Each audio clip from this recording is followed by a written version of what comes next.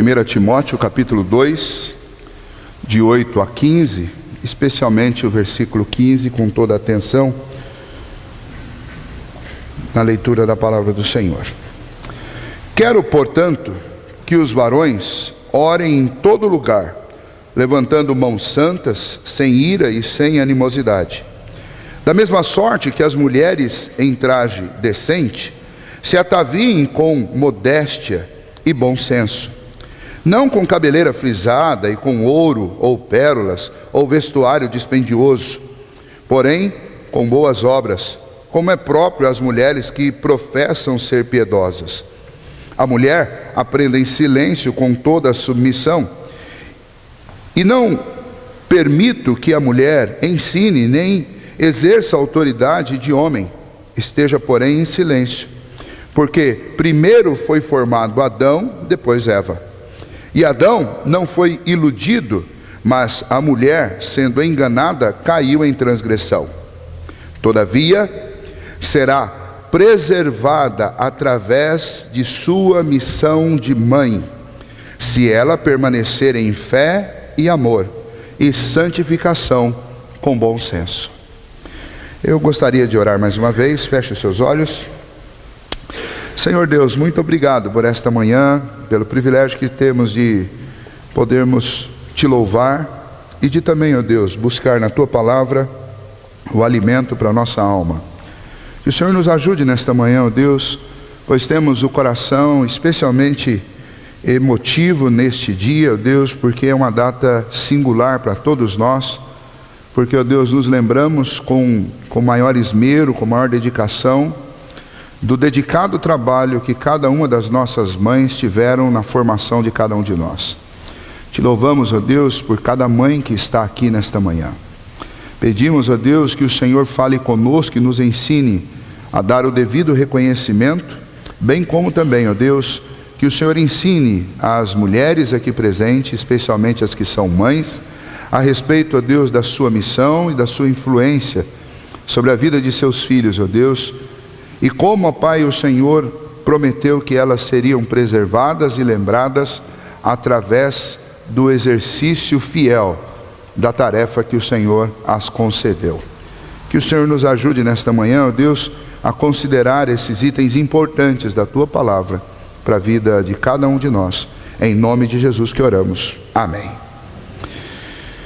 Hoje eu gostaria de falar algo direcionado especialmente às mães, e nós filhos, obviamente, aprendemos com tudo isso, mas eu gostaria de aproveitar esta data importante e deixar algumas mensagens de edificação através de um tema que eu quero sugerir a vocês nesta manhã.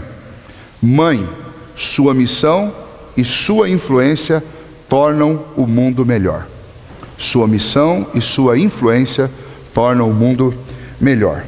Antes, entretanto, gostaria de comentar sobre esta data.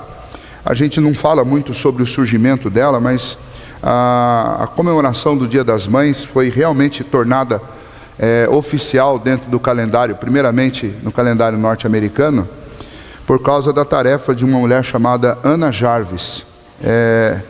Ela fez uma promessa à sua mãe, Anne, que ela faria com que o Dia das Mães se tornasse algo oficial dentro do calendário norte-americano, e ela faria isso especialmente em homenagem à sua mãe, por causa de tudo que ela fez por ela e do que ela significava para Ana.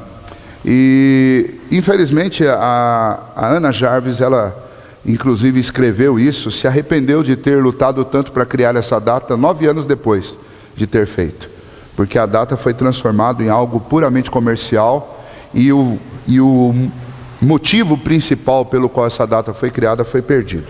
Deixa eu ler um pouquinho da história, um resumo para vocês. A história da criação do Dia das Mães começa nos Estados Unidos em maio de 1905, em uma pequena cidade do estado da Virgínia Ocidental. Foi lá que a filha de pastores, Anna Jarvis, e algumas amigas começaram um movimento para instituir um dia em que todas as crianças se lembrassem e homenageassem suas mães. A ideia do movimento era fortalecer os laços familiares e o respeito pelos pais. Para Ana, a data tinha um significado mais especial. Ela queria homenagear a sua própria mãe, Anne Mary Reeves, falecida naquele mesmo ano. Anne Mary tinha almejado um feriado especial para honrar as mães de todo o país. E a Ana jurou terminar o trabalho que a sua mãe havia começado. Durante 3 anos seguidos, Ana lutou para que fosse criado o Dia das Mães. Em 10 de maio de 1908, ela conseguiu que fosse celebrado um culto em homenagem às mães na Igreja Metodista Andrews, na cidade de Grafton, na Virgínia Ocidental, onde Ana nasceu em 1864. A primeira celebração oficial do Dia das Mães aconteceu somente 2 anos depois, em 26 de abril de 1910, quando o governador William Glasscock incorporou o Dia das Mães ao calendário de datas comemorativas daquele estado. A Virgínia Ocidental se tornou o primeiro a reconhecer esta data oficialmente, mas rapidamente outros estados norte-americanos aderiram à comemoração. Em 1914, então, o presidente dos Estados Unidos, Woodrow Wilson, de 1913 a 1921, unificou a celebração em todos os estados, estabelecendo que o Dia Nacional das Mães deveria ser comemorado sempre no segundo domingo de maio. A sugestão foi da própria Ana Jarvis.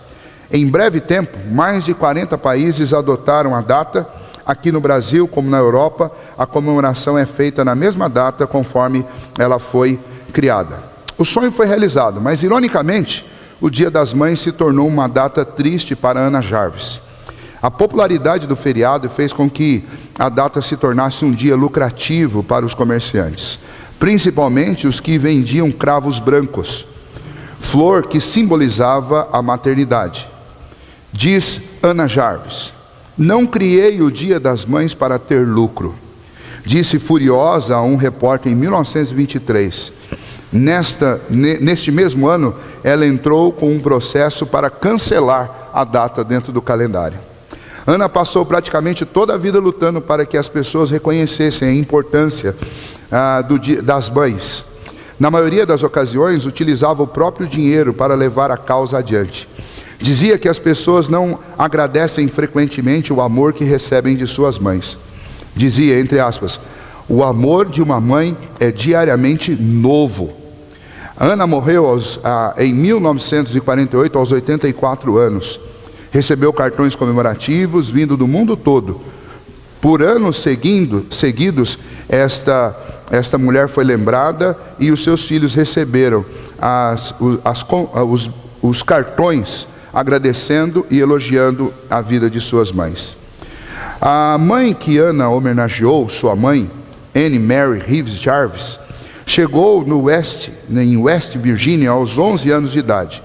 Na época, o pai dela, o avô de Ana, reverendo Josias Reeves, era um ministro da Igreja Metodista.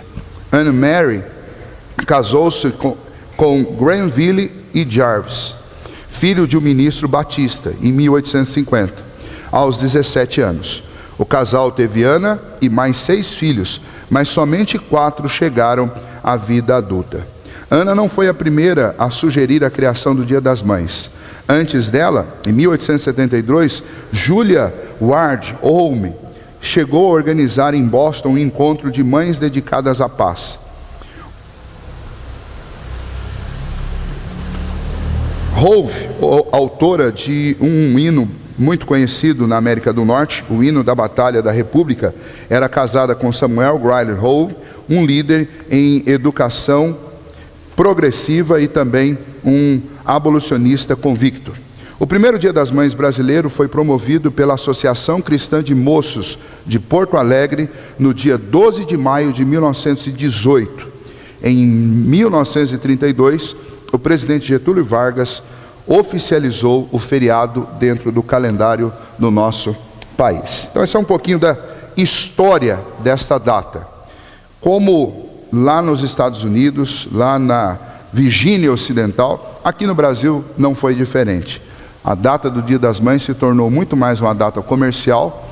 Aliás, se você fizer uma pesquisa, você vai descobrir que esta data é a data mais rentável para o comércio. É a data do Dia das Mães, ganhando inclusive do Natal, do Ano Novo, Dia dos Pais, Dia das Crianças, a data mais rentável para o comércio hoje é exatamente o Dia das Mães. Que grande ironia, porque é exatamente a tentativa de reconhecer um trabalho, um amor, um relacionamento que não pode ser, de maneira alguma, recompensado apenas com presentes, e nem tampouco reconhecido apenas um dia no ano. Como diz a Ana, o amor de mãe é um amor novo todo dia. E a palavra de Deus faz algumas comparações interessantes a respeito do amor de mãe, e ao fazer essas comparações, coloca o amor de mãe num patamar que não deve ser desconsiderado e nem minimizado como alguma coisa que pode ser agradecida numa data como uma data do nosso calendário sugerindo o Dia das Mães. Em Isaías capítulo 49, versículos 14 e 15, o Senhor está falando através do profeta Isaías com a nação de Judá, com a nação de Israel, com o povo de Deus, e ao falar com eles, ele usa o amor de mãe como exemplo do amor dele. Não está dizendo que o amor de mãe é na sua totalidade exatamente igual à totalidade do amor de Deus, mas está dizendo que em termos de essência só existe um tipo de amor compatível com o amor que Deus tem com os homens. É uma expressão humana de algo divino. Em Deus, perfeito. No homem, ou especialmente nas mães, limitado, por causa das próprias limitações do ser humano. Mas Isaías diz assim: mas Sião diz, o Senhor me desamparou, o Senhor se esqueceu de mim. Acaso pode uma mulher esquecer-se do filho que ainda mama, de sorte que se compadece do filho do seu ventre? Mas ainda que essa viesse a esquecer-se dele, eu todavia não me esqueceria de ti. Em outras palavras, Deus está dizendo assim como uma mãe não esquece de um filho e nem desampara um filho a quem ela amamenta, tampouco o Senhor. Mas mesmo que uma mãe viesse a fazer isso, Deus jamais o faria. É uma comparação de amor sacrificial, de amor desinteresseiro, de amor que se doa, de amor dedicado. E essa comparação é muito poderosa, muito forte. E o texto que nós lemos é um texto em que o apóstolo Paulo, ele fala a Timóteo, dando instruções a Timóteo de como educar a igreja, de como doutrinar a igreja, de como cuidar do seu rebanho. E a mensagem que Paulo manda para Timóteo, para que Timóteo ensinasse na igreja, é a respeito do comportamento dos homens e das mulheres.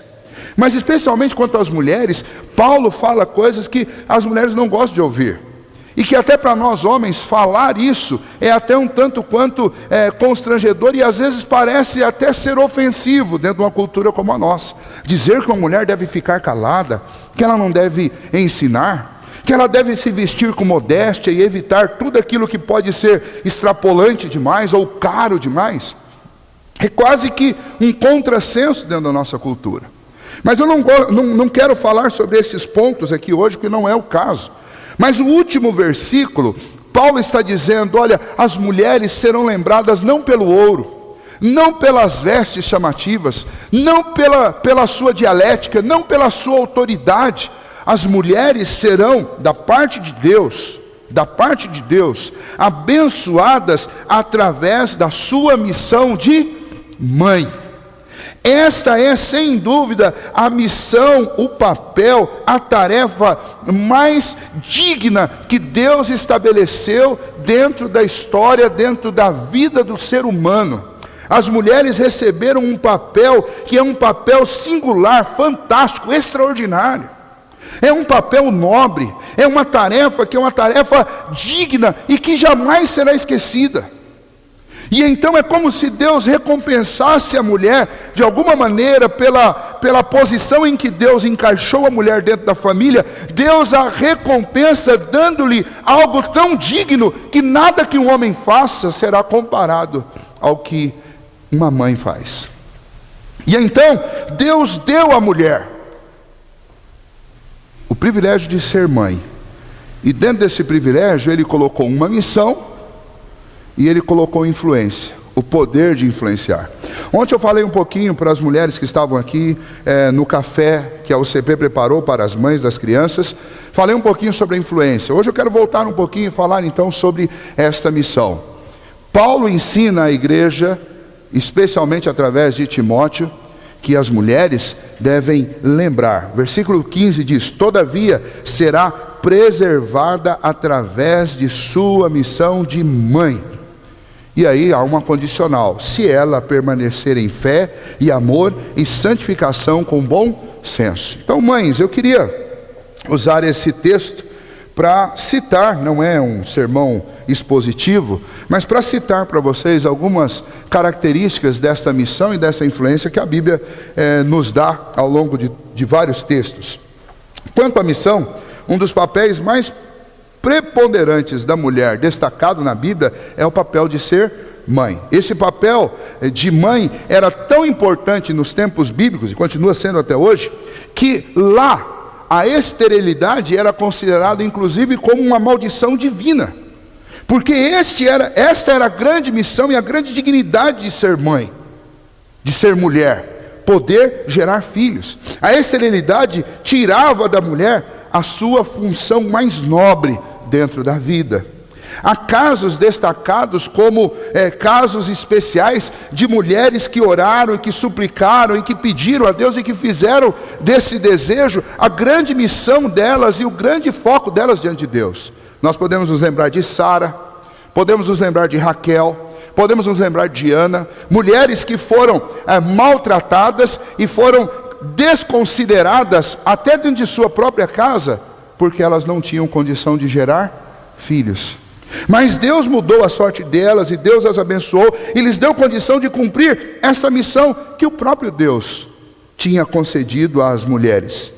Muitas noites acordadas, talvez cansaço físico, frustrações, renúncias, ingratidão, muitas vezes uma tarefa estafante, mas tudo isso não tirava dessas mulheres o sonho, a ansiedade de ser mãe. Então ser mãe é algo que nós homens nunca entenderemos o valor, a qualidade e o quão profundo é essa missão. Dentro desta missão de gerar filhos, há outras submissões que estão aí envolvidas. Além de gerar, alimentar, consolar, dar amor, abraçar, proteger, educar, ensinar, edificar, exortar, corrigir, repreender, tudo isso faz parte da educação.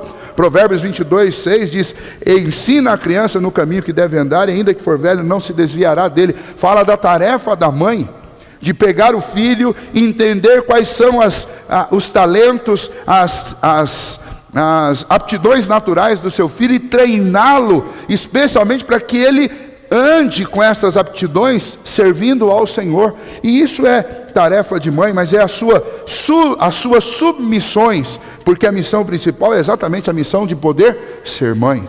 Se nós olharmos para a vida de Timóteo, por exemplo, Timóteo tinha uma avó e uma mãe, servas do Senhor, que envolveram Timóteo na maior tarefa que elas consideravam para si mesmas. Elas treinaram. É interessante que Paulo, falando a Timóteo, em 2 Timóteo capítulo 3, no versículo 14 e 15, diz assim: tu, porém, permanece naquilo que aprendeste, de que fosses inteirado, sabendo de quem o aprendeste, e que desde a infância sabes as sagradas letras, que podem tornar-te sábio para a salvação pela fé em Jesus Cristo. E quem foi que ensinou e quem o inteirou dessas coisas? Sua avó Loide e sua mãe Eunice. As duas mulheres comprometidas em fazer de Timóteo um homem de verdade, um servo de Deus de verdade. Ou seja, mulheres que compreenderam que a missão de mãe é uma missão global sobre a vida do filho. Ela cuida não só da parte física, mas ela vai cuidar também dos seus empreendimentos, dos seus sonhos. Ela vai cuidar do seu trabalho, ela vai cuidar principalmente da sua fé. Alguns exemplos da Bíblia são interessantes a respeito de mulheres que encarnaram essa missão e levaram essa missão até o fim. Se nós lembrarmos, eu já citei aqui, mas eu gostaria de falar um pouquinho sobre ela. Se nós lembrarmos de Ana, Ana foi a mãe de Samuel, uma mulher estéril que pediu a Deus, que orou insistentemente para que Deus a ouvisse e lhe concedesse um filho. E então, nessa insistência e nessa busca dela, ela fez uma promessa ao Senhor, disse: Senhor, se o Senhor me der um filho, eu vou devolver esse filho para o Senhor. Eu vou dar esse filho para o Senhor. E Deus responde à oração dela. E dela descende o primeiro profeta de Deus na Bíblia, que é Samuel. Você pode encontrar essa história lá no livro de 1 Samuel, no Antigo Testamento. Depois ela teve outros 5 filhos, como bênção de Deus. O primeiro, ela criou, treinou e entregou. Já imaginou como deve ter sido essa missão? Preparar um filho nos primeiros anos, contar para ele tudo o que ela gostaria de contar ao longo de toda a vida, talvez ao longo dos primeiros 20 anos de vida dele. Ela teve que fazer isso tudo nos primeiros anos, na infância dele, ensiná-lo, prepará-lo para que ele seguisse adiante. Como é difícil mandar um filho para fora de casa. E eu não estou falando com o coração de mãe, estou falando com o coração de pai. Eu imagino que o coração de mãe deve sofrer muito mais do que o coração de pai. Principalmente porque se esse filho fora de casa fizer alguma coisa errada, ou se ele estiver na casa de outra pessoa e fizer alguma coisa errada, o que vão dizer? A mãe desse menino não educou ele? A mãe desse menino não ensinou que ele tinha que fazer isso? E a mãe então tem uma responsabilidade muito grande, porque o pai não vai ser nem lembrado nessa hora, mas qualquer falta de educação, qualquer falha no caráter, qualquer coisa errada que esse filho fizer fora de casa, de quem vão falar? Da própria mãe. Mas Ana encarou essa missão, e ela encarnou essa missão de gerar um filho, de prepará-lo para o mundo, de prepará-lo para os seus projetos, para os sonhos de Deus para a vida daquele moço. Assim também, nós encontramos um outro exemplo de mãe que encarnou esta missão de ser mãe de uma maneira tão profunda, que foi capaz de cuidar dos seus filhos, inclusive depois que eles morreram. Você já deve ter ouvido falar de Rispa. Rispa é uma mãe que nós podemos dizer que, em termos de cuidado, seria uma mãe modelo, uma mãe amorosa. Ela não abandonou seus filhos, nem quando eles morreram. Muito pelo contrário. Se você observar a história, está lá em 2 Samuel, capítulo 21, a partir do versículo 8, você vai ver que ela ficou 6 meses tomando conta dos corpos dos seus filhos, mortos, para que os corvos, para que os animais não viessem pousar e comê-los. Já imaginou isso? É uma cena difícil de entender, porque na nossa cultura isso jamais aconteceria, de corpos ficarem expostos. Mas naquela circunstância havia um motivo para que aquilo acontecesse. Mas ela ficou ali, ela não abandonou. Enquanto alguma providência não tivesse sido tomada em relação ao corpo dos seus filhos, e ela não podia fazê-lo, ela ficou em volta, cuidando, para que animais não viessem comer da carne exposta dos seus filhos sobre a terra. Depois disso, ela foi honrada pelo rei Davi, enterrando os seus filhos numa sepultura de reis lá em Israel.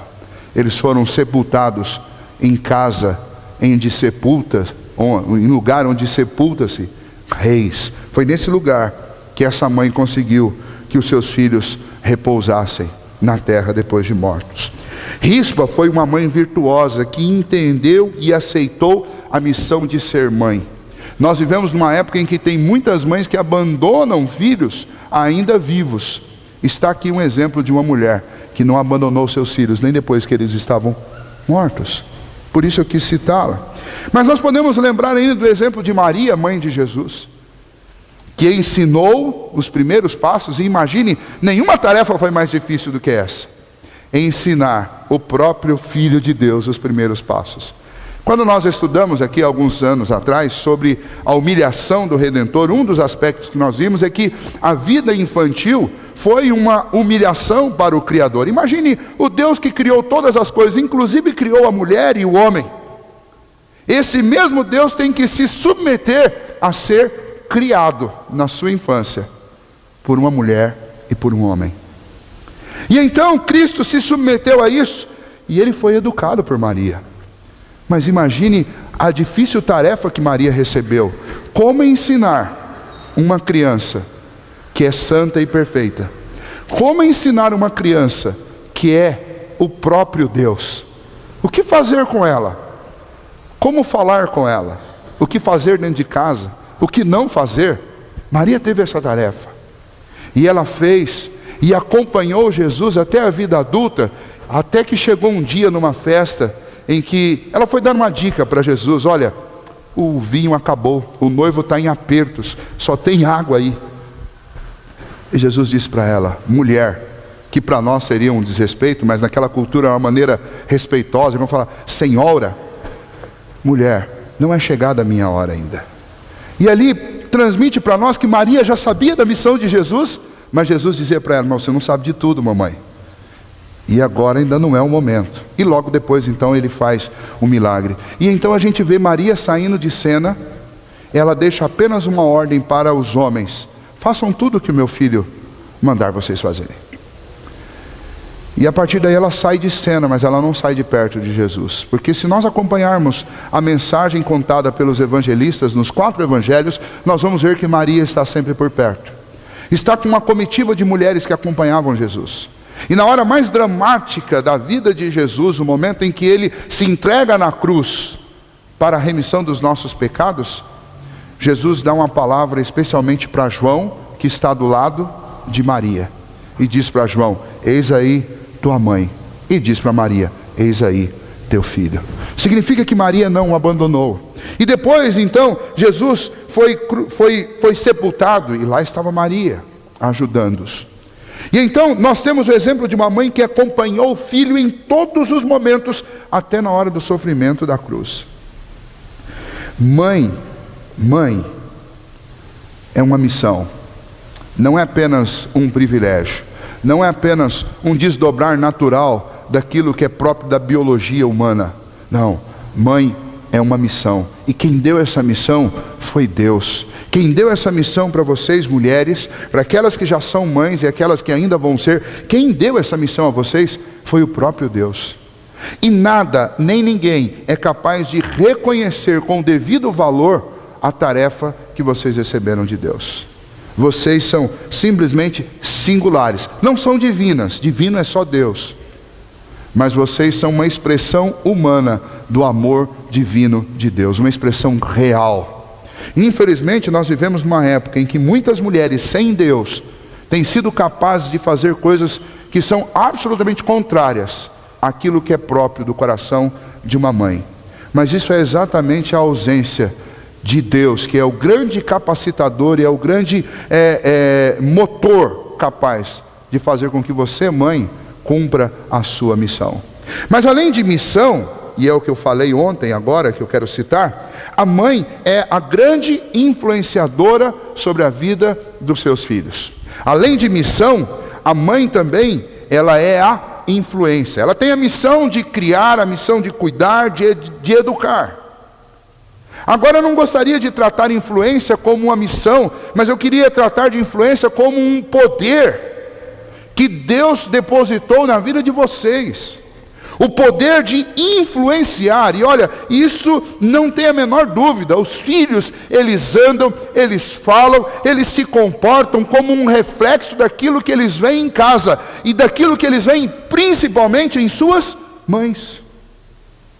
Um pensador norte-americano chamado Ralph Waldo Emerson, ele disse o seguinte: os homens são o que suas mães fazem deles.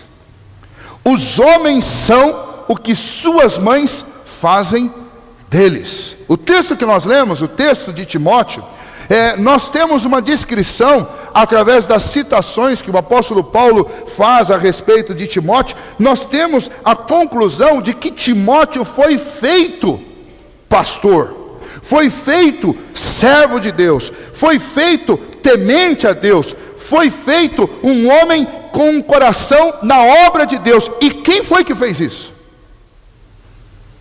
Quem fez isso? Foram duas mulheres muito especiais. Loide, sua avó, e Eunice, sua mãe. Elas pegaram esse menino desde cedo e não só cuidaram da sua parte física, do seu intelecto, mas principalmente cuidaram da sua alma. Elas transmitiram a Timóteo a fé que elas tinham no Senhor. E o resultado disso é que Timóteo vai se tornar um grande pastor no Novo Testamento, um homem reconhecido pela tarefa que ele realizou, e especialmente o apóstolo Paulo cita a respeito dele aquilo que ele aprendeu desde a infância na sua própria casa. Se você olhar 2 Timóteo, a partir do capítulo 2 e depois capítulo 3, você vai ver que Paulo insistentemente fica citando a casa, as letras, aquilo que ele aprendeu desde a infância com as mulheres que Deus colocou ao lado dele para cuidar dele, para lhe dar uma fé autêntica, para ajudá-lo, para que ele compreendesse isso. 2 Timóteo capítulo 3, nós encontramos a partir do versículo 14 assim: Paulo dizendo a respeito de Timóteo: tu, porém, permanece naquilo que aprendeste, de que fostes inteirado, sabendo de quem o aprendeste, e que desde a infância sabes as sagradas letras que podem tornar-te sábio para a salvação pela fé em Cristo Jesus. Ou seja, quem desde a infância estava insistentemente ensinando a Timóteo? Sua avó e sua mãe. E então eu gostaria de resumir esta questão da influência em 3 partes. Vejam só, primeiramente, Lloyd e Eunice incutiram na cabeça de Timóteo a palavra de Deus. Elas fizeram por hábito, elas fizeram por tarefa, elas fizeram de forma disciplinar, colocar na mente de Timóteo a palavra de Deus.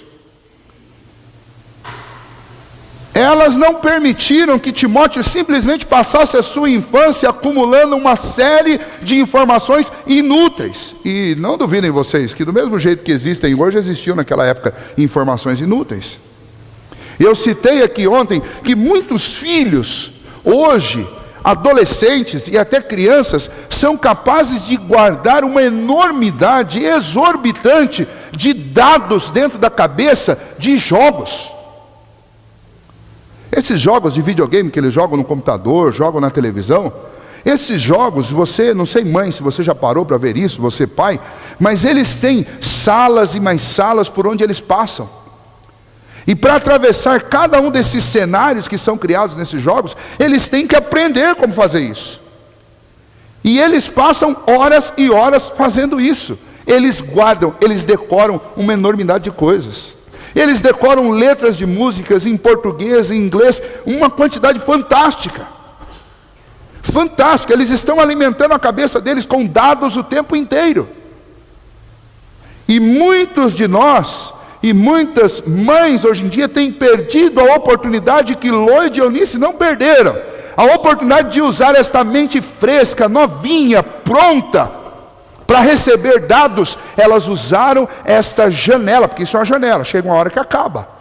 Elas usaram essa janela na infância de Timóteo para incutir na cabeça dele as sagradas letras. E Paulo fala isso: Timóteo, permanece naquilo que você recebeu da sua avó e da sua mãe, porque elas inculcaram na sua cabeça as sagradas letras.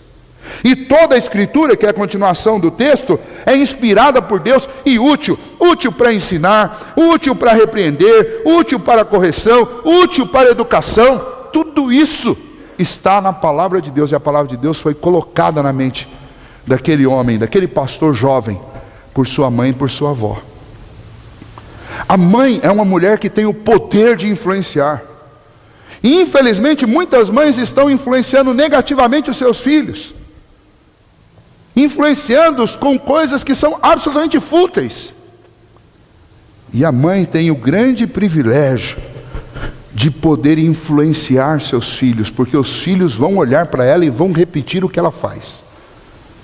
E se esta mãe for uma mãe dedicada em aprender a palavra de Deus, o seu filho também será. Se essa mãe alimentar sua mente com a palavra de Deus, o seu filho também alimentará.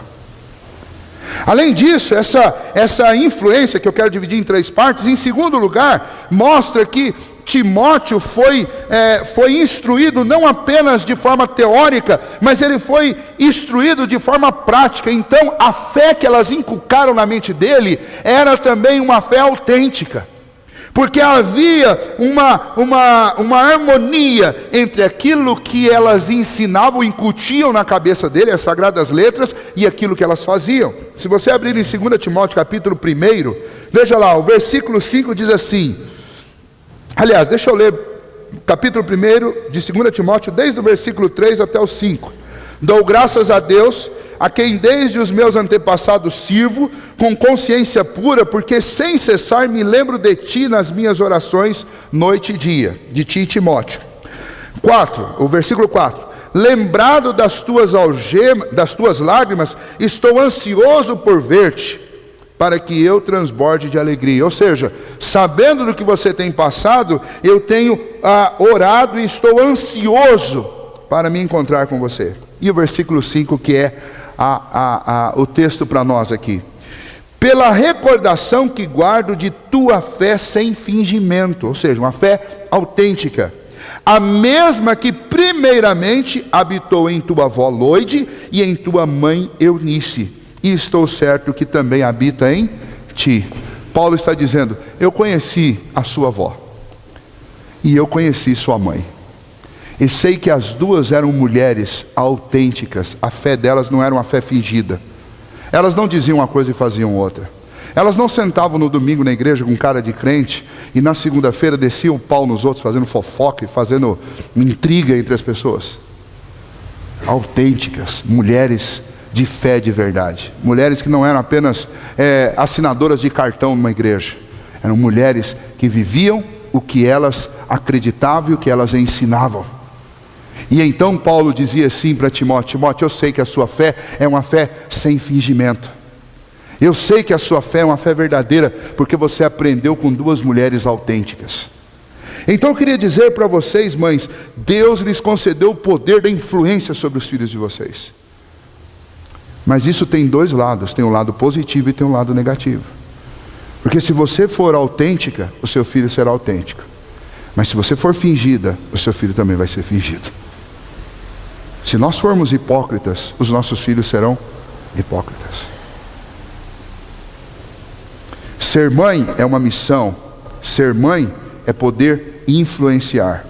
E na hora de influenciar, influencie incutindo a palavra de Deus na mente dos seus filhos. Mas não só incutindo, influencie-os tendo uma fé autêntica, para que a deles também seja uma fé autêntica, não uma fé de fachada. O terceiro aspecto é que elas incutiram na mente de Timóteo que ele deveria usar a vida dele no serviço a Deus.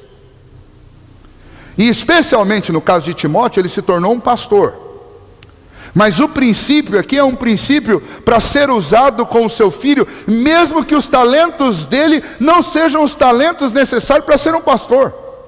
Ou mesmo que o futuro dele não o conduza pelo ministério pastoral.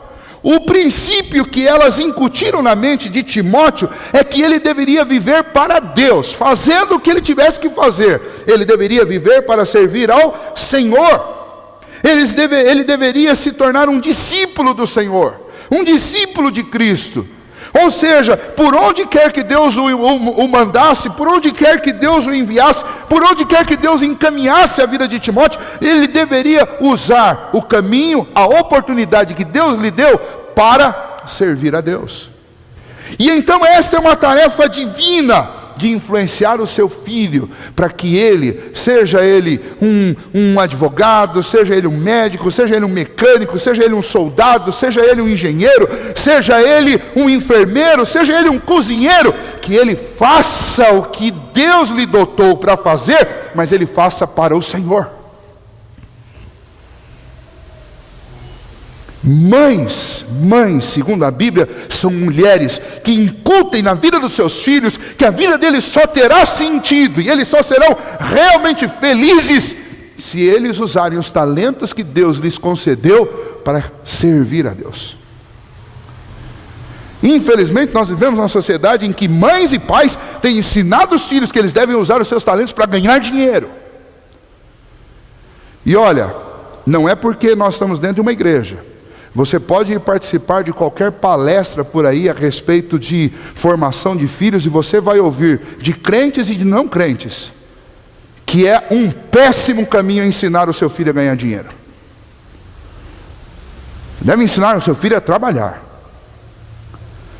E se você tiver condição, ensine o seu filho a fazer com que o dinheiro trabalhe por ele.